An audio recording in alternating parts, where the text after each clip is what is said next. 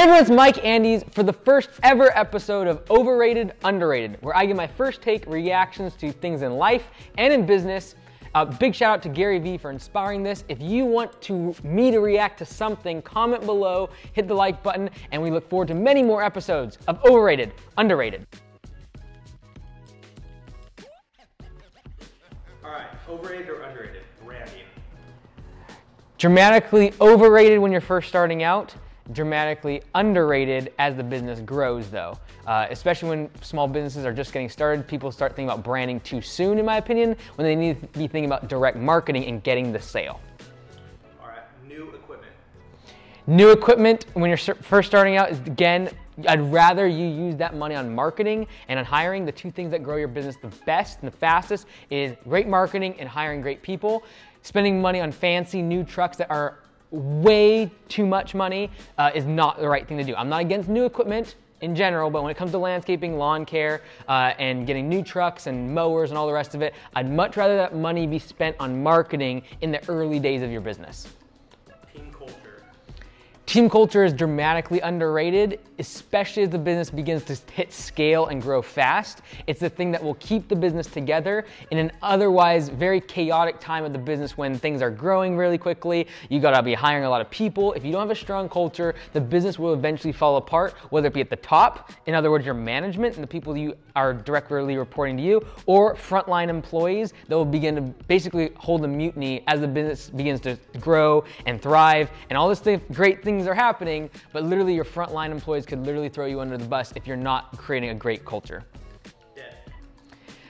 Debt. I think debt can be used, I think it is correctly rated because you can definitely go way too far in the extreme and spend way too much money and go too far into debt, over leverage yourself, and this is what gets exposed in times like we're going through right now in 2020. So many companies are taking on debt to get through this time, and it's going to show in the next few years, and it's a great time to look forward and like, oh, we got through this time, great, but you took on a lot of debt, and that can really slow down the growth of the business and the profitability down the road. On the flip side, I'm not like Dave Ramsey that's going to tell you don't ever take debt ever, because debt can absolutely be a great leverage for your business, and if you're growing really fast, you probably need debt to be able to sustain that growth. And more importantly, if you can get debt for a low percentage in this environment where money is so cheap, if you can get money for 4 or 5% on an SBA loan or some other sort of line of credit, it's really cheap money. I think that if you can produce 20-30% returns on your money in your business, why wouldn't I take a 4 or 5% loan? So cheap money, good money. Lots of debt, that's way over leveraging your business. Bad idea, especially when you come to an economic crisis. 2008 showed this big time. Open book management. Open book management, dramatically underrated. Because so many people think that by doing so, they are going to somehow ruin the culture, or they are going to make employees mad at them for making so much money, when in reality, open book management is the thing that brings the culture together, and as the business succeeds, allows the team to participate in your success, and that marginal amount of money that you give to them in the form of profit sharing and open book management and showing the numbers is going to be dramatically brought back to the business in the form of a workforce that is much more bought into what you're doing and is going to be much more efficient and looking for areas of waste to eliminate. New Year's resolutions. Ooh. I actually, I'm going to say underrated on this one because I don't like the terminology New Year's resolutions, but if you can change, okay, so New Year's resolutions, dramatically overrated because I own a gym and I see the results of the first 3 weeks of January, it being packed and then no one showing up for February. But when it comes to goal setting, dramatically underrated, and I think that this time of year is a great time to do goals and really look forward to the next year and get very specific in terms of what your business looks like. But in terms of resolutions, losing weight, whatever, those things just do not work out very well, and I profit from that very same thing because of the gym. Google reviews for small businesses, especially in the service business, is very, very underrated. It's probably the first place you should really look. Like when we talk about marketing, we're talking about spending money, usually on advertising, things like that. Like this is a free form of marketing, and that is getting better Google reviews. Same thing goes with Angie's List or other different types of review services like HomeAdvisor, but Google reviews, dramatically underrated because they're free. You don't have to pay money. You don't have to do anything. Go get your family, your friends, your customers to leave a review. Don't make fake ones. Make them real. Make sure they're legit, but they're dramatically underrated and can serve as a great marketing catalyst for your business. Team meetings. Team meetings honestly are overrated because a lot of people think that having a longer team meeting or that you got to do it for, you just have to have team meetings for the sake of having a team meeting.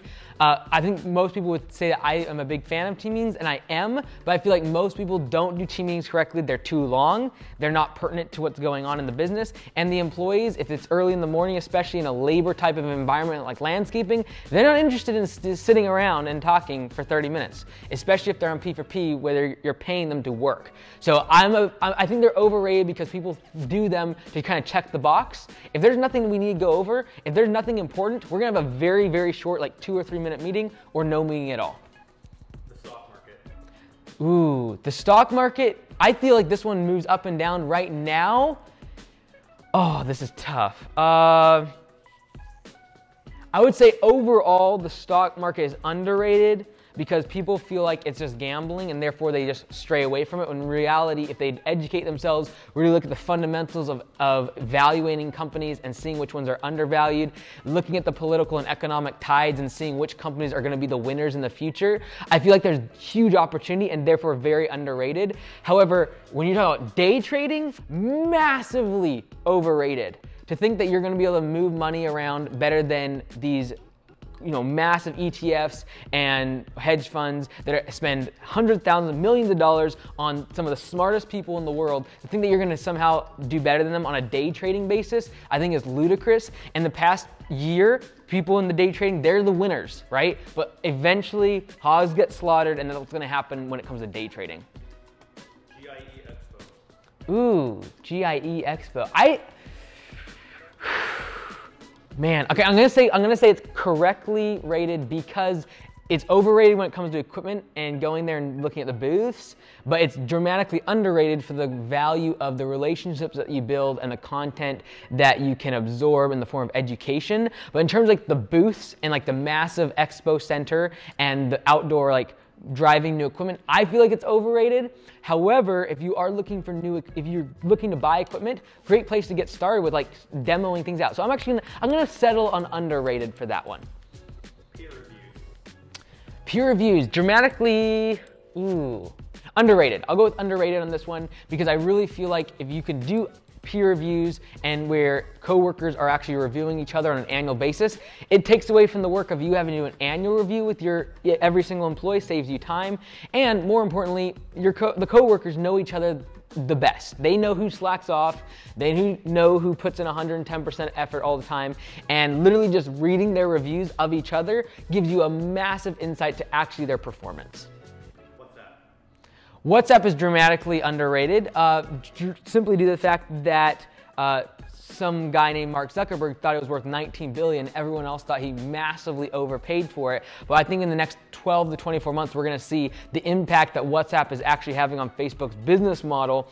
And in terms of communication, it's a great avenue for your business to use a free tool to be able to do voice notes, pictures, video in a very seamless manner. I feel like it's a little more simple than Slack. Like Slack is great if you're having a bunch of office people behind a desk at a desktop. But in terms of mobile, I feel like WhatsApp has really dominated that market. Christmas shopping is dramatically overrated. I hate shopping with a passion, especially when it comes to going in person. I went to the mall for one time this year. It lasted about 20 minutes. I hated every single minute of it. And with the complications of COVID and all the restrictions, I hate it even more.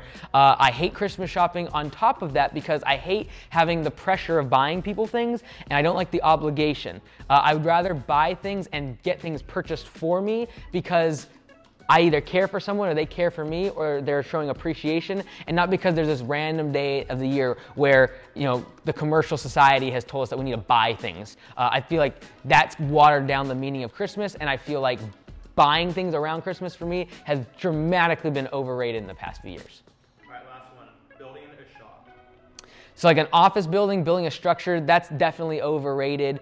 You do not need one of these, especially with the way that technology is evolving, to be able to have a virtual assistant. At Augusta Lawn Care, we have Command Center, which eliminates the need for an office space. By not needing to build a big shop or have a big fancy place to park your trucks and things like that in the lawn care landscaping industry, you're able to use that money that would otherwise be spent on overhead. You can funnel that towards hiring, profit sharing, all the things that actually move the business forward instead of a big shop that is a sunk expense. Yes, it is an asset. Yes, it is absolutely an investment if it appreciates and goes up in value. But you got to remember, that is a different business. Real estate is a different business. If you're investing in a big shop and building out real estate, yes, it's probably going to go up in value. Yes, you can pay it off over time. It can look good on a balance sheet. But at the end of the day, when it comes to your lawn care business, and taking the real estate part of it off the table, that massive monthly payment, that massive down payment on that loan for that real estate is probably better served when it comes to the lawn care business, better spent on marketing, hiring, and really improving the business. So that's the first episode of Underrated, Overrated. Let me know if you disagree with some of my comments on these different topics, and comment below what topic you would like my reaction on next when we come to episode 2 of Overrated, Underrated.